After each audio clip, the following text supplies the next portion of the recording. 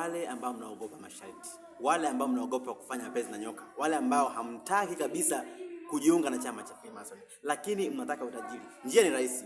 Kwa sasa hivi tumerahisisha, kuna Magic Wallet. Magic Wallet hizi hapa ambazo zinatema fedha kila siku $7,000. Kila siku $7,000. Hii ni Magic Wallet. Kwa wale ambao mko duniani kote zinasafirishwa.